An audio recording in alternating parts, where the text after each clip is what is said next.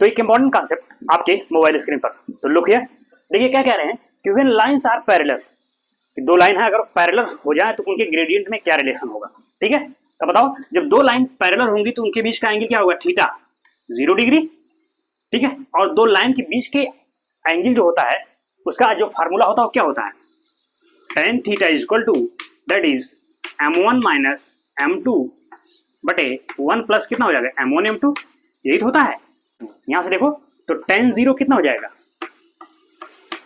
इधर m1 minus m2 बटे कितना हो जाएगा 1 प्लस m1 m2, तो tan थीटा कितना हो जाएगा 0, तो 0 इक्वल टू दिस। इसका मतलब क्या हुआ, इसका मतलब m1 minus m2 equal to 0।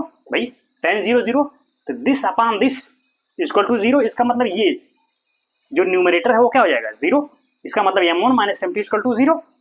ठीक है, तो फिर इसका मतलब यहाँ से क्या मिला आपको, m1 इक्वल टू m2। ये देखो रिजल्ट मिला तुम्हें क्या, कि अगर दो लाइंस पैरेलल हो जाए तो उनकी ग्रेडियंट्स क्या हो जाती हैं, आपस में सेम हो जाती हैं। देखिए m1 जो होगा वही m2 होगा।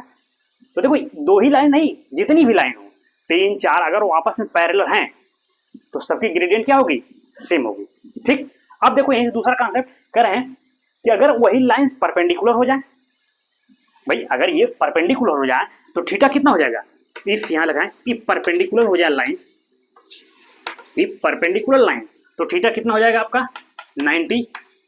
तो बताओ tan 90 कितना होता है, इनफाइनाइट, यानी ये वैल्यू क्या हो जाएगी इनफाइनाइट, यानी m1 माइनस m2 अपान 1 प्लस m1 m2 किधर जाएगा भाई, ये किधर टेंड करेगा इनफाइनाइट की तरफ, क्योंकि tan 90 कितना होता है इनफाइनाइट। तो अगर ये चीज इनफाइनाइट है इसका मतलब क्या हुआ, ये जो डिनोमिनेटर है ये क्या है 0 है भाई, तभी तो जो भी ऊपर बटे अगर नीचे से हम 0 से डिवाइड करते हैं तो इनफाइनाइट आता है। इसका मतलब ये हुआ कि 1 plus m1 into m2 equal to कितना हुआ, ये आपका 0 हो गया। अब यहाँ से m1 into m2 equal to क्या हो जाएगा -1।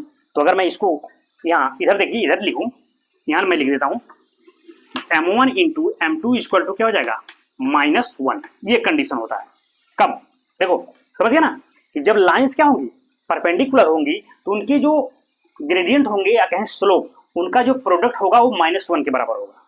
ठीक है, तो अगर दो लाइन परपेंडिकुलर है, एक का पता है तो दूसरे का आप फाइंड आउट कर सकते हैं। ठीक है, यहाँ से अगर m1 दिया गया तो m2 निकाल लीजिए, m2 दिया गया तो m1 निकाले। ठीक है, तो पैरेलल होने पर ग्रेडियंट सेम होंगी और परपेंडिकुलर होने पर दोनों की ग्रेडियंट का प्रोडक्ट कितना होगा -1। ठीक,